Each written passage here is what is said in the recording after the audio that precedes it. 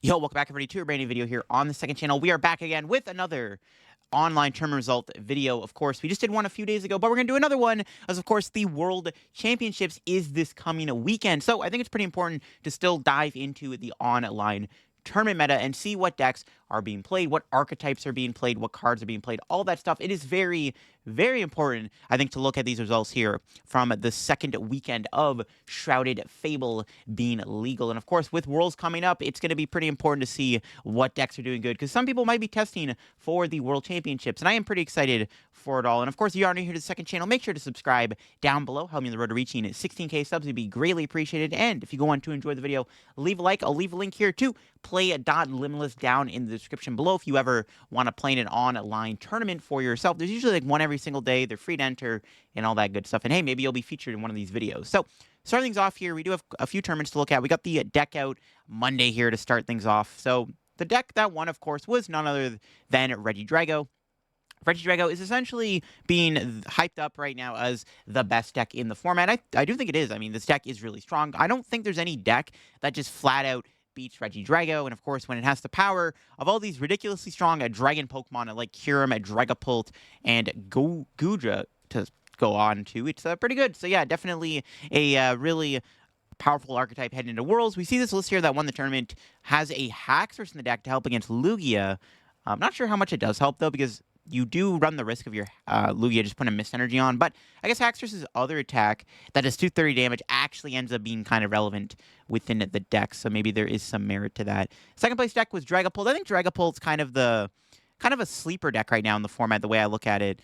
It does feel like Dragapult is honestly solid right now. It does gain a Dusclops and Dusknoir, which I think actually do give the deck a little bit more legs. I'm not too sure the Charizard version is still good anymore. I mean, I haven't played it yet in the new format, but I'm sure the deck still is decent. But I think Dragapult's honestly not that bad. I mean, there's a reason why Dragapult is being used so heavily in the best deck right now, because Dragapult's a really strong card. It's a really good attacker.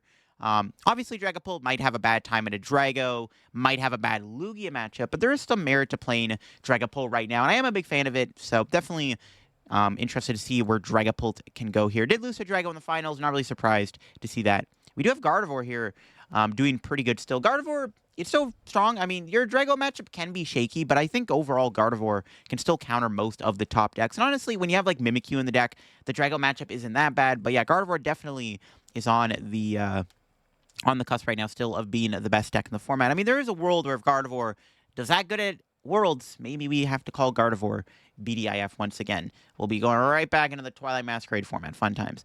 We do have Miraidon here in the top 4 now. I did a video actually on this Miraidon deck today. Very similar list. But I do think Miraidon is actually in a really good spot right now in the format. I think it's honestly decently well positioned. I mean, outside of potentially a sketchy Zard matchup, which I don't even think is that bad, I think Miraidon actually is a pretty powerful archetype right now. You have a good matchup into Lugia, which I think is a big deal. Lugia is pretty popular, especially in the online tournaments. I think your Drago matchup is okay. You have a decent Gardevoir matchup. Now that we have the Dusknoir line in the deck, I think the Dusknoir line really does elevate Miraidon even more, because now you have the ability to manipulate the prize trade even more with Dusclops and Dusknoir to put more damage on the board. It fixes the math for one-shots. It's really good just in general within the deck, and I really do like Miraidon right now. I think it's actually a decent archetype. Is it well-positioned for Worlds? I'm not too sure, but Lightning decks in general do seem to be potentially doing really good right now in the format, and Miraidon has had a massive resurgence in play and success. We also have another Dragapult Charizard deck here. It looks like it's something similar to what Tord was playing with the TM Evo and the one Turo. No Kieran or Silene, just no Neo Upper, just kind of like the Tord build from NEIC. And it's not bad at all. I still think there is merit to playing Dragapult Charizard. I'm not sure if Charizard is offsetting Dragapult's weaknesses into Regidrago that much, though, because there's Teal Mask Ogre Pound is an issue. But I don't know, like maybe Dragapult Charizard is actually decent. I guess the ability to use TM Evo can help a little bit with the consistency of the deck. Yeah, I don't know. I haven't really played the TM Evo build of the deck, but I do think Dragapult Charizard is not a bad deck right now, and definitely could still be something to look out for within our format right now. So yeah, it could still be decent. We do have a control deck here. Now, all of Blitz, of course, the person that always plays control decks. We see Luxray control here making top 8. Now, I think this is not the first time we're going to see this Luxray control deck. Now, Luxray control is an interesting archetype because it relies on Luxray's attack, which I guess if you don't know what it does, Does have that attack, Piercing Gaze. Your opponent reveals their hand, and you discard a card you find there. That's pretty dirty hand control power, because what you can do is you can remove cards from your opponent's hand at will. So if your opponent is holding on to like a very valuable card, you can remove it, and you can really play into a lot of different combos with that. It also has the other Luxray here with Fang Snipe that does something similar, except you discard trainer card. Still plays the Wellspring Ogre Pawn for the trap plays. This deck definitely feels like it's an interesting concept, and I mean, Alabutzel did get top 8 with the deck, so maybe there is something to Luxray control. Again, hand control is a really good attack to have in the format right now. It's better than like just randomly spamming an Eerie or, you know, whatever, Misfortune Sisters, and just kind of hoping that it sticks. When you can use like Zerosix Mechanician with Luxray, you can really remove a lot of resources from your opponent's hand and make it really hard for them to keep up in a match, which is interesting. We do have a Gardevoir, of course, in top 8. This list here does play the Devo. It's got the Fluttermane, the Mimikyu. I think a lot of Guardy right now is just going to play Mimikyu. Like, if I'm playing Gardevoir, I'm probably playing a Mimikyu in the deck, just because it really does improve your Regidrago matchup. And then finally, we have another Charizard in top 8. Charizard, I think, does have a bit of a better performance in the second week. In the first video we looked at with Shrouded Fable, Charizard was not doing as good, but now Charizard has rebounded a little bit and has done a little bit better. We see one in the top 8 here. We do see it does have the Dusknoir engine. I have heard some murmurings on the street of Charizard with Binding Mochi. I'm not sure if we're going to see any in this video, but you never know. Maybe that deck has merit, but there is at least one Charizard here within the top 8. Even though, yeah, Charizard is well-positioned for the Worlds, we'll have to see where it goes. Next up, we got the Grays Pokemon League Tournament, and look at that. The deck that won was indeed a Charizard deck. So like I said, Charizard definitely had a bit of a better performance here in the second week of Shrouded Fable, and that could just be because the meta was looking better for it. This list here does, once again, play the Dusknoir and the Dusclops. Also has a canceling Cologne in the deck here to really help into the Gardevoir matchup when they have a Mimikyu in the deck, which obviously, like I said, can give the deck some issues here. And it did win the tournament, so at least Charizard has one online tournament. Was able to beat a Lugia here in the finals. So Lugia with the Cinccino does play the Weirdier in the deck, so really trying to double down on those big 1-hit KO attackers. The Weirdier is nice to have. It's good into like Drago and stuff. Just a nice big, like not bulky Pokemon, but a decent enough like beefy Pokemon that can basically be, you have to respect it, because if the Weirdier doesn't get KO in return, I mean, it's just doing so much damage once you get all that energy on it. Yeah, Lugia is pretty good right now in the meta. I think it's a pretty well-positioned deck for the World Championships. We'll have to see if Lugia can continue to do good going into the World Championships. I think it is a pretty good deck for the World Championships. I think that it will have a good performance. Same with Gardevoir, of course. We got another Guardy here playing the Hyper Aroma and the Mimikyu. Also playing Moonlit Hill is interesting. We haven't really seen much Moonlit Hill. Actually, interesting enough, not playing Radiant Greninja. Maybe that's why there's a Moonlit Hill in the deck. Moonlit Hill does discard energy from your hand. It's an interesting concept. I guess that does help against Dragapult a little bit. When you have double Monkey Dory and Moonlit Hill, you're probably chilling against Dragapult, because that's actually quite a bit of healing you can do. It's kind of crazy, actually.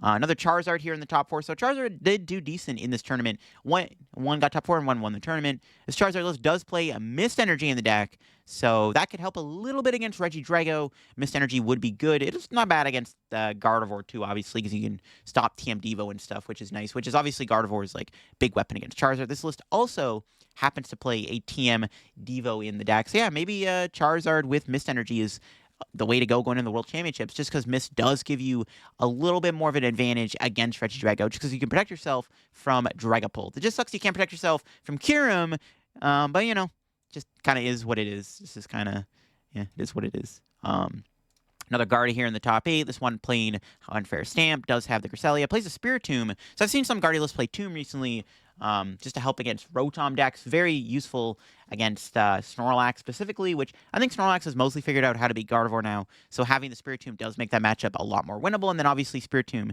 is just a really annoying card to deal with if you're playing Charizard or if you're playing Dragapult. It's good into Lugia also.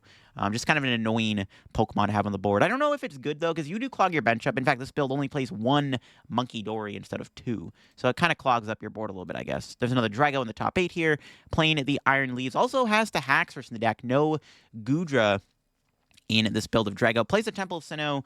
I've seen some murmurings of Regidrago needing to play a Stadium right now, and that's because of a certain Gardevoir deck that might be seeing some play. So we'll have to see if we see said Gardevoir deck in this video. We got another list here in the top 8. It was a, ooh, nice, a Blood Moon Ursaluna.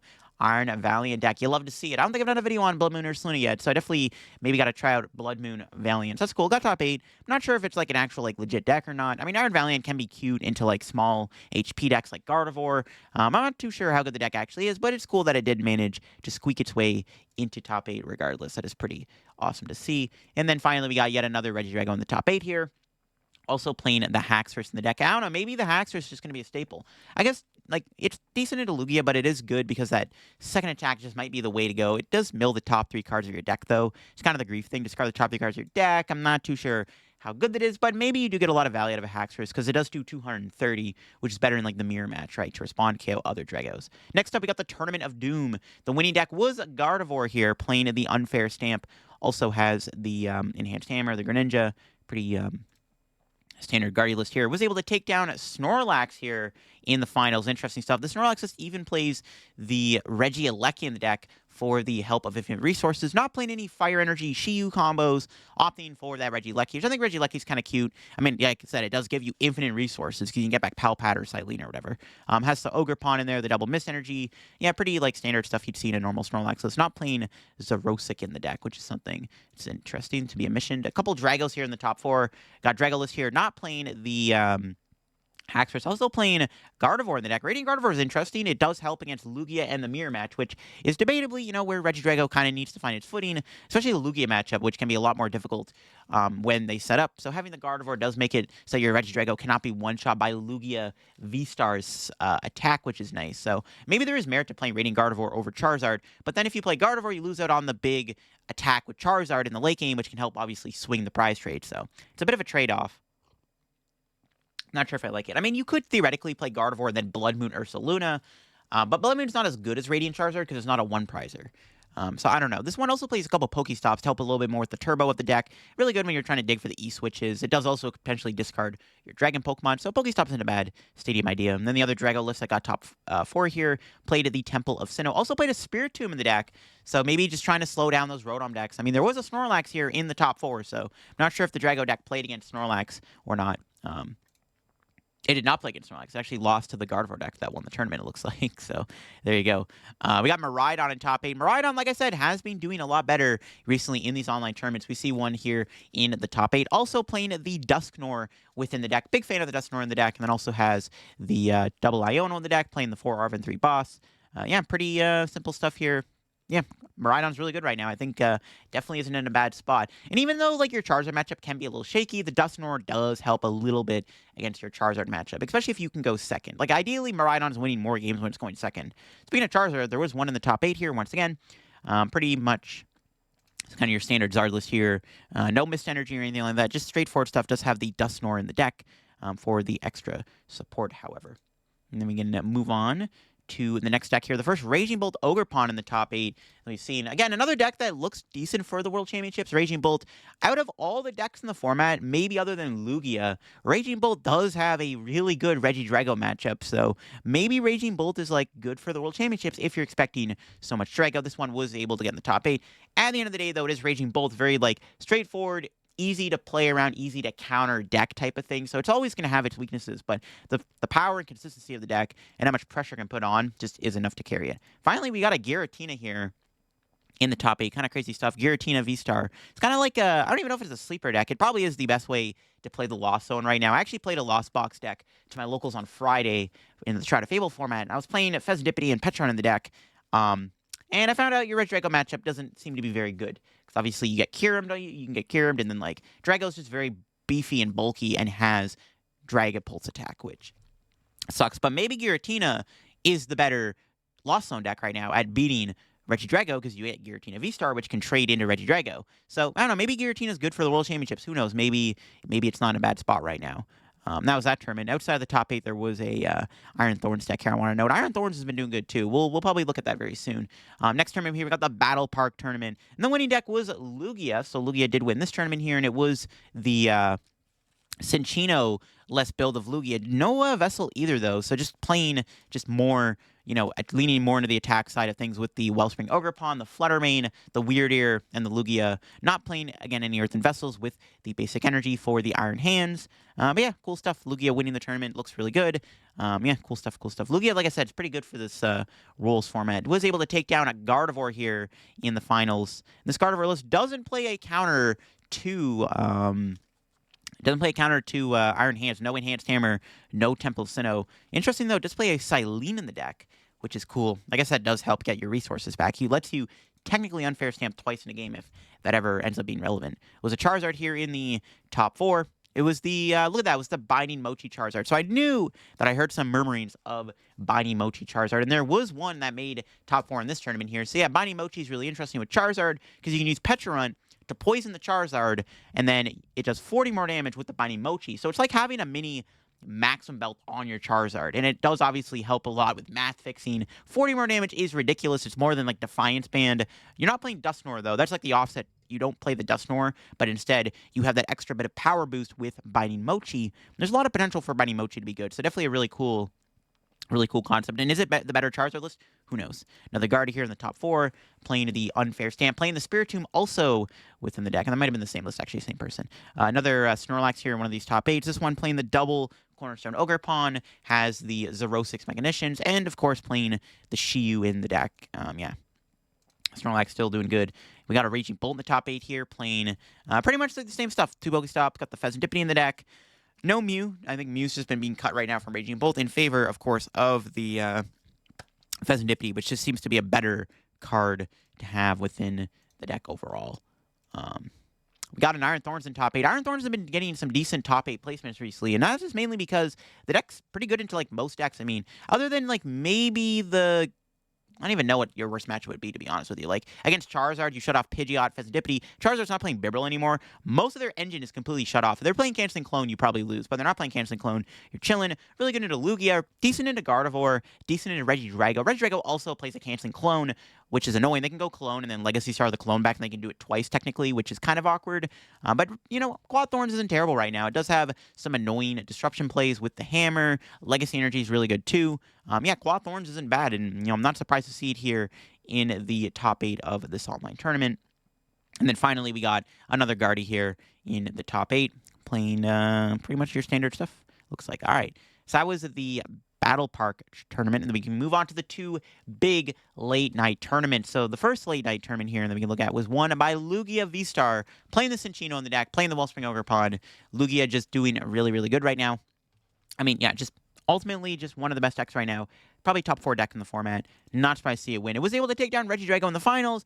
Not too surprised to see that. Now, the one thing is this Drago did play a Spiritomb, which actually could have fixed the matchup a little bit because Lugia not having access... Actually, it had Tomb and Temple of Sinnoh, so theoretically, this Regidrago list had a bit more of an advantage against Lugia, but, sometimes Drago can brick, sometimes Lugia can high roll you. It just kind of happens.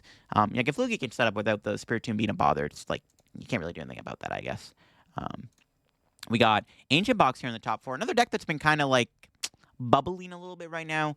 Ancient Box definitely not a bad deck. I'm just not sure how good it really is. Because, like, I don't know if you're actually favored into Drago, especially when they have Guja, and Dragapult, and Kyurem, which can, like, board wipe you. I don't know how good you're into, like, obviously Charizard's never really been that good of a matchup. So I'm not sold on Ancient Box right now as a deck, but I still think it's, like, okay. Like, it's not a terrible deck.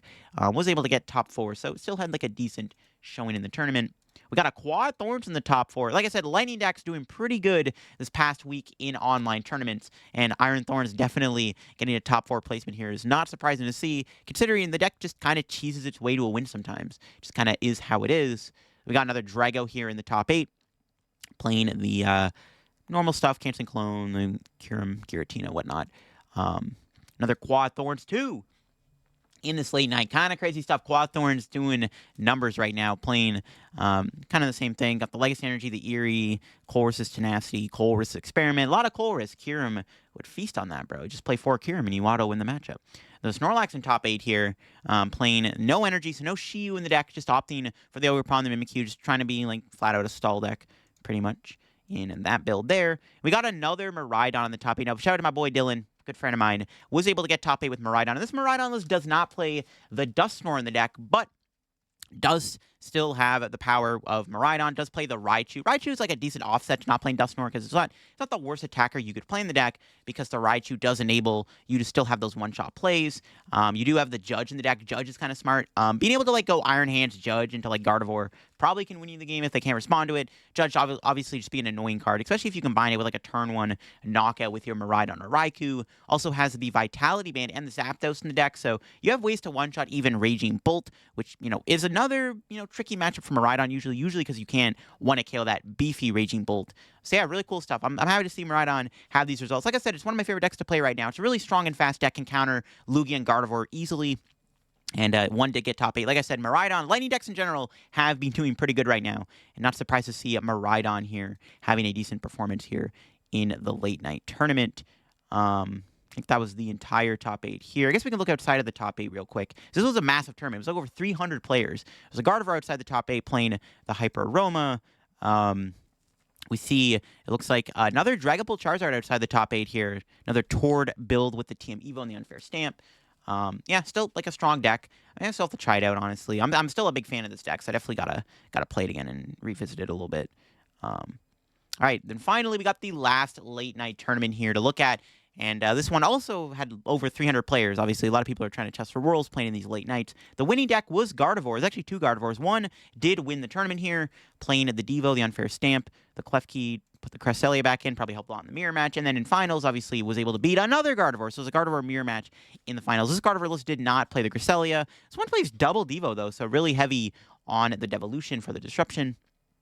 And then here we go. We got another Luxray control deck here doing really good. Again, top 4. What did I tell you? These Lightning decks did really good this past weekend. Seeing all these Lightning decks in the late night tournaments here is kind of crazy, considering the late night tournaments are arguably the biggest and most important online tournaments in the scene right now. So it's seeing all these Lightning decks do this good is kind of telling that Lightning decks are starting to kind of take over the format a little bit. And obviously we see this Luxray control deck that All Out Blitzel has been playing, doing really good. Getting top 4 is pretty insane for this deck, actually. It's a pretty good placement for a deck like this, because like nobody really would probably know how to play against this deck that much. It's kind of an unseen deck. It's not even like the normal control deck that we've been seeing with like the Ogre Pawn, the Cornerstone Ogre Pawn and stuff, the normal control package stuff. Just it's a different take on control. You're playing Luxray as your big attacker in the deck, so it's probably harder to play against. I think that does help a lot. And I don't know, could this deck actually be that good for Worlds? Could it be the unsung hero of the format? Who knows? This deck definitely feels like it could be in a really well-positioned place right now heading into the World Championships. If somebody can figure out, how to play the deck, or maybe if they, see any other cracks in the deck, can add anything, this deck could be a good deck for the World Championships. Who knows? Maybe the Luxray control deck is that good. That's 2 in the top 8 in this video. Pretty cool stuff. Then we got a Charizard here in the top 4, playing the Dusknoir in the deck, playing the Temple Sinnoh and the Canceling Clone. I really like the 60. It's a pretty solid 60, just kind of doing everything, countering what it needs to counter with the Clone and the Temple Sinnoh in the deck. And then we got a Raging Bolt here in the top 8. Raging Bolt, once again, just doing Raging Bolt things. This one does not play Pheasantipity in the deck, or Mew, so that's one interesting thing. Does play double Squawkabilly, though, so really trying to capitalize on that turn 1 pressure. A lot of the time, Raging Bolt, usually when it gets to do Squawkabilly, most of the time it's attacking turn 1. Playing 3 switch card 2, so really try to make sure that you're able to be attacking every turn with a Raging Bolt if possible. Got another Guardy here in the top 8, playing the Unfair Stamp and the Devo. I guess we didn't see... There's a Gardevoir list, I guess, hasn't been leaked yet. I'm pretty sure we saw it maybe in the last video. There's another Guardy deck here that plays another A-Spec. I guess we never saw any in this video. Interesting stuff. Another Raging Bolt here in the top 8. 2 Raging Bolt in top 8. Playing... This one has the Pheasantipity in the deck, 3 Pokemon Catcher, and the Judge. I've seen some Raging Bolt decks play Judge, because you can go, like, turn 1 Bolt plus Judge, or, like, turn 2 Bolt plus Judge. I mean... It's a lot of pressure you can put on your opponent, right? Especially if they can't respond. Because usually Raging Bolt wins if you literally can't respond to it in time. Because it just literally out-trades you at that point. And a lot of the time it becomes impossible to win the game. And we got another Quad Thorns in top 8. That's 3 Quad Thorns decks in these 2 late night tournament top 8s, which is pretty insane for this deck, to be honest with you. Yeah, Quad Thorns definitely making a name for itself here. Cue that Gambit mean, ooh, I'm about to make a name for myself here. That's pretty much what Quad Thorns is on right now. Who knows? Maybe we'll see a couple do well at Worlds. I'm definitely interested to see if that does happen. But like I said, a lot of lightning here in these top 8 of these 2 late night tournaments. I guess we can look outside the top 8 real quick here. We had an Ancient Box deck here outside the top 8 with the Petron and the Pheasantipity. The Petron's kind of cute because you can use Petron to basically guarantee you can't lose to Snorlax, which is really cool. And then, of course, we had a Goldango deck here outside the top 8. I mean, Goldangos is always going to be one of those decks. It's never going to be like a meta, like top-tier deck. It's always just going to be a fun deck that it's strong, consistent enough, hits the right matchups, usually can do well in a tournament. I feel like your matchup in a Drago isn't that bad. Literally, if you can take the first prizes against Drago, you probably win, assuming you don't get Kirimed or something. But overall, I think Goldango is a really cool deck in the format. It's Goldango, just kind of does what it does. I do think Fesdipity, though, does upgrade the deck quite a bit. Fesdipity is a really, really nice addition to Goldango overall. Definitely gives it a lot more legs. So yeah, some cool stuff outside the top 8, Lugia and Goldango and Ancient Box. Let's look at the Lugia deck here. Also went 8-3. This one playing the Cinchino Iron Hands. Yeah, pretty straightforward Lugia list. But there you go, folks. Those are the recent online tournaments here in the second weekend of Shrouded Fable being legal. Again, a lot of people were testing for the World Championship, so it was interesting to see some of these results. I'm not sure I'll be doing another one of these videos until after Worlds. We can look at like the post-World Championship results here of the online tournament. So some big takeaways. Charizard did have a bit of a rebound in success. I mean, in the last video, we didn't really see a lot of Charizard, but now Charizard has picked up steam. There was a lot more Charizard doing better in these recent bigger online tournaments. It did win an online tournament, so there is some better Charizard placements this time around. Snorlax doing good. Miraidon, a lot of Lightning, a lot of Miraidon, a lot of Quad Thorns, Luxray Control, a lot of Lightning decks starting to do well in this format. It's starting to take over the format, to be honest with you. I saw a tweet from Jake Gearhart the other day where he's talking about the meta right now. You either play Regidrago, you play Lugia, or you play a deck with a Lightning Pokemon in it. And I feel like Jake's prophecy is starting to come true here with all these Lightning decks doing good. So let me know what you think of these online tournament results here down in the comments below. And yeah, I'll catch you soon with another World Championship video and all that good stuff. And I'll see y'all later. Have a rest of your day. If you enjoyed the video, leave a like. I'll leave a link to Limitless down below. Once again, if you want to play in an online tournament for yourself, check it out. And bye-bye.